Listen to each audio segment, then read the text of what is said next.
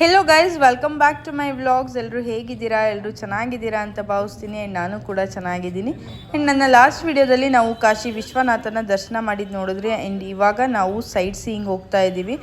And ಇಲ್ಲಿ ಇದೆಲ್ಲ hospital ಅಂತೆ. ಇಲ್ಲೊಂದು ಆರ್ಚ್ ಇದೆಯಲ್ಲ, ಈ ಆರ್ಚ್ ಒಳಗೆ ಬಂದರೆ ಹಾಸ್ಪಿಟಲು ಮತ್ತು ಎಜುಕೇಷ್ನಲ್ ಇನ್ಸ್ಟಿಟ್ಯೂಟ್ಗಳು ಎಲ್ಲ ಇರೋದು ಇಲ್ಲೇ ಒಳಗೆ ಅಂತ ಹೇಳಿದ್ರು. ಆ್ಯಂಡ್ ಇದನ್ನ ಎಕ್ಸ್ಪೆನ್ಸಿವ್ ಕ್ಯಾಂಪಸ್ ಅಂತ ಕರೀತಾರಂತೆ ವಾರಣಾಸಿಯಲ್ಲಿ.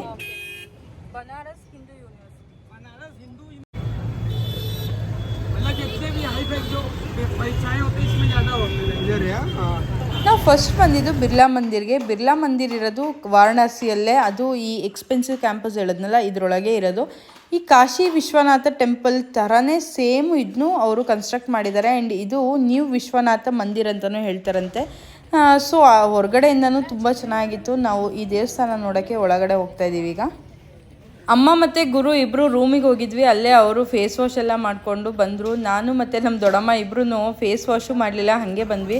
ನಮ್ಮ ಗೈಡ್ ಹೇಳ್ತಿದ್ರು ಅದು ಇನ್ಫೆಕ್ಷನ್ ಆಗುತ್ತೆ, ಅದು ಕೆಮಿಕಲ್ಸ್ ಇರುತ್ತೆ, ಸೊ ವಾಶ್ ಮಾಡಿ ಅಂತ. ನಾವು ಇಲ್ಲ ಚೆನ್ನಾಗಿ ಕಾಣ್ತಿದೆ ಅಂದ್ಕೊಂಬಂದ್ವಿ. ಆಮೇಲೆ ಫುಲ್ ಸ್ವೆಟ್ ಆಗಿ ಅದು ಫುಲ್ ಹರಿತಾ ಇತ್ತು. ಆಮೇಲೆ ಮತ್ತೆ ಪುನಃ ಅಲ್ಲಿ ಬಿರ್ಲಾ ಮಂದಿರಕ್ಕೆ ಬಂದು ಅಲ್ಲಿ ಫೇಸ್ ವಾಶ್ ಮಾಡಿ ಫುಲ್ಲು ವಾಶ್ ಮಾಡಿದ್ದಾಯಿತು. ಅದು ಫುಲ್ಲು ರೆಡ್ ಕಲರ್ ಆಗಿಬಿಟ್ಟಿತ್ತು. ಸೊ ಹೆಂಗೋ ಮಾಡಿ ಅದನ್ನ ತೊಳೆದು ಟಿಶ್ಯೂ ಅಲ್ಲಿ ಫುಲ್ಲು ವೈಪ್ ಮಾಡಿದ್ದೀವಿ. ಆ್ಯಂಡ್ ಈಗ ದೇವಸ್ಥಾನದೊಳಗೆ ಹೋದ್ವಿ. ದೇವಸ್ಥಾನದೊಳಗೆ ದರ್ಶನ ಚೆನ್ನಾಗಾಯಿತು. ಅಲ್ಲಿ ಮೊಬೈಲ್ ಫೋನ್ ಅಲೋ ಇಲ್ಲ, ಸೊ ಹಂಗಾಗಿ ನಾನು ವೀಡಿಯೋ ಮಾಡಲಿಲ್ಲ. ಇನ್ನು ಹೊರಗಡೆಯಿಂದ ನೋಡಿ ಎಷ್ಟು ಚೆನ್ನಾಗಿ ಡಿಸೈನ್ ಮಾಡಿದ್ದಾರೆ ಅಂತ. ಸೇಮ್ ಕಾಶಿ ಥರನೇ ಕಾಣ್ತಿತ್ತದು, ವಿಶ್ವನಾಥನ್ ಟೆಂಪಲ್ ಥರ. ಆ್ಯಂಡ್ ಈಗ ಬಂದಿದ್ದು ನಾವು, ಇದು ಸಂಕಟ್ ಮೋಚನ್ ದೇವಸ್ಥಾನ. ಸೊ ಇಲ್ಲಿ ಹನುಮಾನ್ ದೇವಸ್ಥಾನ ಇದೆ, ಹನುಮಾನ್ ಗಡಿ. ಸೊ ಅಲ್ಲಿಗೆ ಹೋಗಿ ನಾವು ಪೂಜೆ ಮಾಡಿಸಿದ್ವಿ. ಅಲ್ಲಿ ದೇವರಿಗೆ ಪೇಡ ಮತ್ತು ಲಾಡು ಕೊಟ್ಟು ಪೂಜೆ ಮಾಡಿಸೋದಿದೆ. ಸೊ ಅಲ್ಲಿ ನಾವು ಪೇಡ ಮತ್ತು ಲಾಡು ಎರಡನ್ನೂ ತೊಗೊಂಡು ದೇವ್ರಿಗೆ ಇಡಿಸಿ ಪೂಜೆ ಮಾಡಿಸಿ ಅಲ್ಲಿಂದ ಈಗ ಇನ್ನೊಂದು ಟೆಂಪಲ್ಗೆ ಹೋಗ್ತಾ ಇದ್ದೀವಿ. ಆ್ಯಂಡ್ ಈಗ ಬಂದಿದ್ದು ಶ್ರೀದೇವ್ ಮಂದಿರ್ ಅಂತ. ಇದನ್ನ ತುಳಸಿ ಮಾನಸ್ ಮಂದಿರ್ ಅಂತಲೂ ಹೇಳ್ತಾರೆ. ಇದು ಹಿಸ್ಟಾರಿಕಲ್ ಪ್ಲೇಸು. ಇದು ಎಲ್ಲ ವಾರಣಾಸಿ ನಿಯರಲ್ಲೇ ಇರೋದು. ಸೊ ಹಂಗಾಗಿ ನಾವು ಈ ದೇವಸ್ಥಾನಕ್ಕೂ ಬಂದ್ವಿ. ಎಷ್ಟು ಚೆನ್ನಾಗಿತ್ತು ಗೊತ್ತಾ, ದೇವರು ಎಲ್ಲ ಚೆನ್ನಾಗಿ ಅಲಂಕಾರ ಮಾಡಿದರು. ಆ್ಯಂಡ್ ತುಂಬ ದೇವಸ್ಥಾನಗಳಲ್ಲಿ ಮೊಬೈಲ್ ಫೋನ್ ಅಲೋ ಇಲ್ಲ, ಬಟ್ ಇಲ್ಲಿ ಒಂದೊಂದು ಕಡೆ ಮೊಬೈಲ್ ಫೋನ್ ಅಲೋ ಇದೆ. ಸೊ ಹಂಗಾಗಿ ಈ ದೇವಸ್ಥಾನಕ್ಕೆ ನಾವು ಮೊಬೈಲ್ ತೊಗೊಂಡು ನಾವೀಗ ಬಂದಿರೋದು ದುರ್ಗಾ ಮಾತಾ ಟೆಂಪಲ್ಗೆ. ಸೊ ಇಲ್ಲಿ ವಾರಣಾಸಿಯಲ್ಲಿ ತುಂಬಾ ದೇವಸ್ಥಾನಗಳಿದೆ.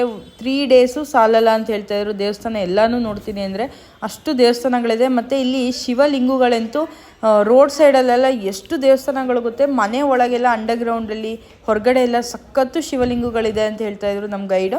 ಆ್ಯಂಡ್ ಈಗ ಶ್ರೀಮಾತಾ ಟೆಂಪಲ್ಗೆ ಬಂದ್ವಲ್ಲ, ಇಲ್ಲಿ ಫುಲ್ಲು ಎಲ್ಲ ರೆಡ್ ಕಲರಲ್ಲಿತ್ತು. ಸೊ ದೇವರು ಅಷ್ಟೇ ತುಂಬ ಚೆನ್ನಾಗಿತ್ತು. ಅಲ್ಲಿ ವಿಡಿಯೋ ಮಾಡೋ ಆಗಿತ್ತಿಲ್ಲ. ಸೊ ಸೈಡಲ್ಲಿ ಗೋಪುರ ನೋಡಿ ಎಷ್ಟು ಚೆನ್ನಾಗಿದೆ ಅಂತ. ಅಲ್ಲಿ ನೋಡಿಕೊಂಡು ಇದೊಂದು ಕೌಡಾ ಮಾತಾ ಟೆಂಪಲ್ ಅಂತ, ಕೌಡೆ ಮಾತಾ ಅಂತ. ಅಲ್ಲಿಗೆ ಬಂದ್ವಿ. ಅಲ್ಲಿ ವಿಡಿಯೋ ಮಾಡೋ ಹಾಗಿತ್ತಿಲ್ಲ. ಸೊ ನಾನು ಸ್ವಲ್ಪ ಕ್ಲಿಪ್ಪಿಂಗ್ ತೊಗೊಂಡೆ ಅಷ್ಟೇ. ಅದು ಅಷ್ಟೇ ಕೌಡೆ ಇಷ್ಟ ಅಂತೆ ದೇವ್ರಿಗೆ. ಸೊ ಕೌಡೆ ಮತ್ತು ಒಂದು ಬ್ಲೌಸ್ ಪೀಸ್ ಕೊಡೋದು ದೇವ್ರಿಗೆ. ನಾವು ಕೊಟ್ವಿ ದೇವ್ರಿಗೆ. ತುಂಬ ಚೆನ್ನಾಗಿ ದರ್ಶನ ಆಯ್ತು ಅಲ್ಲಿ. ಅಲ್ಲಿಂದ ಈಗ ನಾವು ಬಂದಿರೋದು ಮಡಿ ಮಂದಿರ್ಗೆ. ಸೊ ಸಂಜೆ ಆದಮೇಲೆ ನಾವು ಮಡಿ ಮಂದಿರಿಗೆ ಬಂದ್ವಿ. ಆ್ಯಕ್ಚುಲಿ ನೋಡ್ತೀವಿ ಅಂದರೆ ತುಂಬ ಪ್ಲೇಸಸ್ ಇದೆ ಇಲ್ಲಿ. ಚಿಕ್ಕ ಚಿಕ್ಕ ದೇವಸ್ಥಾನಗಳು ತುಂಬ ಇದೆ. ಸೊ ನಮಗೆ ಈ ಸೆಕೆಗೆ ನೋಡೋಕ್ಕೆ ಆಗ್ತಿರ್ಲಿಲ್ಲ. ನಮ್ಮ ಗುರು ಅಂತೂ ಒಂದೊಂದು ಪ್ಲೇಸಸ್ನ ಸಾಕು ಸ್ಕಿಪ್ ಮಾಡೋಣ ಅಂತಿದ್ದ. ಅಷ್ಟು ಅವನಿಗೂ ಟಯರ್ಡ್ ಆಗಿತ್ತು. ಆ್ಯಂಡ್ ಇಲ್ಲಿ ಈ ದೇವಸ್ಥಾನದಲ್ಲಿ ನೋಡಿ, ಮುಂದ್ಗಡೆ ಈ ಥರ ಹಸುಗಳೆಲ್ಲ ಕಟ್ಟಿದ್ರು. ಹಸುಗಳೆಲ್ಲ ಬೇರೆ ಬೇರೆ ಥರ ಇತ್ತು. ನಮ್ಮ ಕಡೆ ಇರುತ್ತಲ್ಲ ಆ ಥರ ಎಲ್ಲ ಅಲ್ಲೆಲ್ಲ ಡಿಫ್ರೆಂಟ್ ಆಗಿತ್ತು. ಇನ್ನು ಒಂದೇ ಕಡೆ ಕೂಡ ಹಾಕಿದ್ರಲ್ಲ, ಪಾಪ ಅನಿಸ್ತಿತ್ತು. ಅಲ್ಲಿ ಸಗಣಿ ಹಾಕಿತ್ತು, ಗಂಜಲ, ಅದ್ರ ಮೇಲೆ ಅದೆಲ್ಲ ಒದ್ದಾಡ್ತಿತ್ತು. ನಡೆಯೋಕ್ಕೂ ತುಂಬ ಕಷ್ಟ ಆಯ್ತಿತ್ತು ಅದಕ್ಕೆ.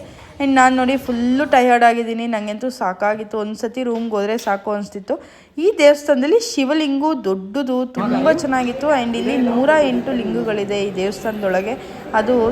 ಇದು ತುಂಬ ಫೇಮಸ್ ಅಂತೆ ಇಲ್ಲಿ ವಾರಣಾಸಿಯಲ್ಲಿ.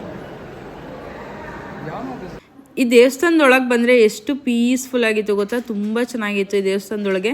ಇಲ್ಲಿ ವಿಡಿಯೋ ಮಾಡೋಕೆ ಅಲೋ ಇತ್ತು, ಬಟ್ ನಾನು ಸ್ವಲ್ಪ ವಿಡಿಯೋ ಕ್ಲಿಪ್ಪಿಂಗ್ ತೊಗೊಳ್ತಿದ್ರೆ ನಮ್ಮ ಗೈಡ್ ನನಗೆ ನೀವು ಎಷ್ಟು ಚೆನ್ನಾಗಿ ವಿಡಿಯೋ ಮಾಡಬೇಕು, ನಾನೇ ಮಾಡ್ಕೊಡ್ತೀನಿ ಕೊಡಿ ಅಂತ ಲಾಸ್ಟಿಗೆ ಅವರೇ ಇಸ್ಕೊಂಡ್ರು. ನಮ್ಮ ಗುರುಗೆ ಸ್ವಲ್ಪ ವಿಡಿಯೋ ಮಾಡೋದ್ರಲ್ಲೆಲ್ಲ ಇಂಟ್ರೆಸ್ಟ್ ಕಡಿಮೆ. ಅವನು ಏನಿದ್ರು ಕಣ್ಣಲ್ಲಿ ನೋಡಿ ಕಣ್ಣು ತುಂಬಿಸ್ಕೋಬೇಕು ಅಂತ ಹೇಳ್ತಾನೆ. ಅವ್ನು ವೀಡಿಯೋಗ್ರಫಿ ಫೋಟೋಲೆಲ್ಲ ಅಷ್ಟು ಇಂಟ್ರೆಸ್ಟ್ ಕಡಿಮೆ ಅವನಿಗೆ. ನಾನು ವೀಡಿಯೋ ಮಾಡ್ಕೊಡೋ ಅಂದರೆ 1 ಸೆಕೆಂಡ್ ವೀಡಿಯೋ ಮಾಡ್ಬಿಟ್ಟು ಸುಮ್ಮನಾಗ್ತಿದ್ದ ಅವನು. ಬಟ್ ನಮ್ಮ ಆಕಾಶ್ ಜಿ ಗೈಡ್ ಇದ್ರಲ್ಲ, ಅವರಂತೂ ನನಗೆ ತುಂಬ ವೀಡಿಯೋಸ್ ಮಾಡಿಕೊಟ್ರು. ಅವರೇ ನನಗೆ ಈ ವಿಡಿಯೋಸ್ ಎಲ್ಲ ತೆಕ್ಕೊಟ್ಟಿದ್ದು, ಚೆನ್ನಾಗಿ ವೀಡಿಯೋ ಮಾಡಿಕೊಟ್ರು. ಆ್ಯಂಡ್ ಅವರು ನನಗೆ ಹೇಳ್ತಿದ್ರು, ನೀವು ಇನ್ನೂ ಹೆಂಗೆ ಮಾಡಬೇಕು ಅಲ್ಲೆಲ್ಲ ನೋಡ್ಕೊಳ್ಳಿ, ವೀಡಿಯೋಸ್ ಎಲ್ಲ ಕಾಶಿದೆಲ್ಲ ಹಾಕಿದಾರಲ್ಲ ಅದನ್ನ ನೋಡಿ ಆ ಥರ ಎಲ್ಲ ಮಾಡಿ ಅಂತ ಹೇಳ್ತಿದ್ರು. ಆಮೇಲೆ ಅವ್ರು ಮಾತಾಡೋದು ನಂಗೆ ಅರ್ಥನೇ ಆಗ್ತಿರ್ಲಿಲ್ಲ, ಫಾಸ್ಟಾಗಿ ಮಾತಾಡ್ತಿದ್ರು. ಹಿಂದಿ ಅವ್ರ ಮದರ್ ಟಂಗ್ ಅಲ್ವಾ, ಸೊ ಅವ್ರು ಫಾಸ್ಟಾಗಿ ಮಾತಾಡ್ತಾರೆ. ಬಟ್ ನನಗೆ ಅವ್ರು ಮಾತಾಡ್ತಿದ್ದು ಅರ್ಥನೇ ಆಗ್ತಿರ್ಲಿಲ್ಲ. ಆಮೇಲೆ ನಿಧಾನಕ್ಕೆ ಅವರು ಹೇಳ್ಕೊಡ್ತಿದ್ರು. ನೆಕ್ಸ್ಟ್ ಟೈಮ್ ನೀವು ಬರುವಾಗ ಹಿಂದಿ ಕಲ್ತ್ಕೊಂಡು ಇಲ್ಲಿಗೆ ಬನ್ನಿ ಅಂತ ಹೇಳಿ ಕಳಿಸಿದ್ದಾರೆ. ಆ್ಯಂಡ್ ಇದು ಸ್ಫಟಿಕ ಲಿಂಗುಗಳು ನೋಡಿ ಎಷ್ಟು ಚೆನ್ನಾಗಿದೆ ಅಂತ, ಸ್ಫಟಿಕದ್ದು ಲಿಂಗುಗಳು.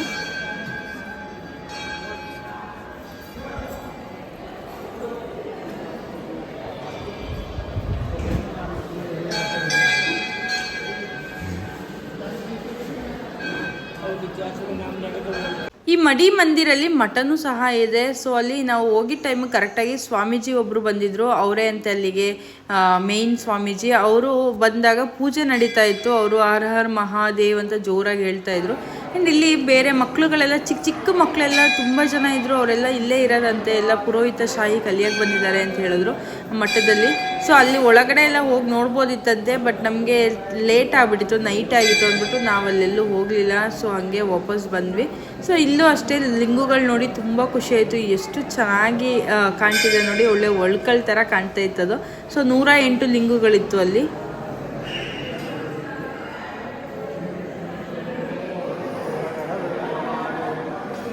ಮಡಿ ಮಂದಿರ ನೋಡಿಕೊಂಡು ನಾವು ರೂಮ್ಗೆ ಹೋಗಿ ರೆಸ್ಟ್ ಮಾಡೋಣ ಅಂದ್ಕೊಂಡ್ವಿ. ಅಷ್ಟೊತ್ತಿಗೆ ನಮ್ಮ ಗೈಡ್ ಇದ್ದಾರಲ್ಲ ಆಕಾಶ್ ಅವರು, ಕಾಲ್ ಭೈರವ ಟೆಂಪಲ್ಗೆ ಹೋಗ್ಬಿಟ್ಟು ಇವತ್ತು ದರ್ಶನ ಮುಗಿಸ್ಬಿಡಿ, ಆಮೇಲೆ ನಾಳೆ ಇನ್ನೊಂದು ಬೇರೆ ಪ್ಲೇಸ್ಗೆ ಹೋಗೋಕ್ಕೆ ಸರಿ ಹೋಗುತ್ತೆ ಅಂತ ಹೇಳ್ಬಿಟ್ಟು ಕಾಲ್ ಭೈರವ ಟೆಂಪಲ್ಗೆ ಕರ್ಕೊಂಡು ಹೋಗ್ತಾ ಇದ್ದಾರೆ. ಆ್ಯಕ್ಚುಲಿ ನಮ್ಮ ಪ್ಲ್ಯಾನ್ ಇದ್ದಿದ್ದು ಬಂದಿದ್ದ ದಿನವೇ ಕಾಲ್ ಭೈರವನ ದರ್ಶನ ಮಾಡೋಣ, ಆಮೇಲೆ ವಿಶ್ವನಾಥನ ದರ್ಶನ ಮಾಡಬೇಕು ಅಂತ ತುಂಬ ವೀಡಿಯೋಸಲ್ಲಿ ಇತ್ತಲ್ಲ ಅಂತ ಹಂಗೆ ಅಂದ್ಕೊಂಡ್ವಿ. ಬಟ್ ಇಲ್ಲಿಗೆ ಬಂದಮೇಲೆ ಇಲ್ಲಿ ಲೋಕಲೈಟ್ಸಲ್ಲಿ ಹೇಳಿದ್ರು ಆ ರೀತಿ ಏನೂ ಇಲ್ಲ, ಫಸ್ಟ್ ನೀವು ವಿಶ್ವನಾಥನ ದರ್ಶನ ಮಾಡಿ ಆಮೇಲೆ ಬೇಕಾದ್ರೆ ಇದನ್ನ ನೋಡ್ಬೋದು ಅಂದರು ಅಂದ್ಬಿಟ್ಟು ಕಾಲಭೈರವನ ದರ್ಶನ ಮಾಡಿಕೊಂಡು ಈಗ ನಾವು ರೂಮಿಗೆ ಹೋಗ್ತಾ ಇದ್ದೀವಿ.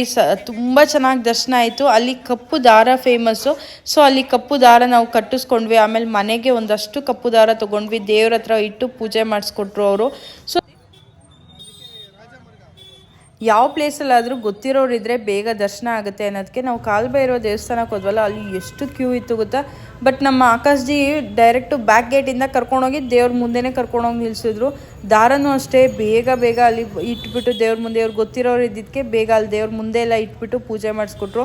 ನಮ್ಗೆ ಅದಂತೂ ತುಂಬ ಖುಷಿ ಆಯಿತು. ಆ್ಯಂಡ್ ಇವತ್ತಿನ ಟ್ರಿಪ್ ಅಂತೂ, ಇವತ್ತಿನ ದೇವಸ್ಥಾನಗಳಂತೂ ತುಂಬ ಚೆನ್ನಾಗಿತ್ತು. ಆ್ಯಂಡ್ ನಮಗೆ ತುಂಬ ಚೆನ್ನಾಗಿ ದರ್ಶನ ಆಯಿತು. ತುಂಬಾ ಸ್ಯಾಟಿಸ್ಫೈಡ್ ಅನಿಸ್ತು ಇವತ್ತದು. ನಾವೀಗ ರೂಮ್ ಹತ್ರ ಬಂದ್ವಿ, ಹಾಗೆ ಊಟ ಮಾಡಿರಲಿಲ್ಲ. ಸೊ ಅಲ್ಲೇ ಪಕ್ಕದಲ್ಲೇ ಅರೋಮಾ ರೆಸ್ಟೋರೆಂಟ್ ಇತ್ತು, ಇದು ಪ್ಯೂರ್ ವೆಜ್ ರೆಸ್ಟೋರೆಂಟ್, ಅಲ್ಲಿಗೆ ಬಂದಿದ್ದೀವಿ. ಸೊ ಇಲ್ಲಿ ಒಂಥರ ರೆಸ್ಟೋರೆಂಟ್ ತುಂಬ ಕ್ಯೂಟಾಗಿ ಚೆನ್ನಾಗಿತ್ತು. ಇದೊಂಥರ ರಾಜಸ್ಥಾನ್ಗೆ ಹೋದಂಗೆ ಫೀಲ್ ಅನಿಸ್ತಿತ್ತು, ಚೆನ್ನಾಗಿತ್ತು ಈ ರೆಸ್ಟೋರೆಂಟ್.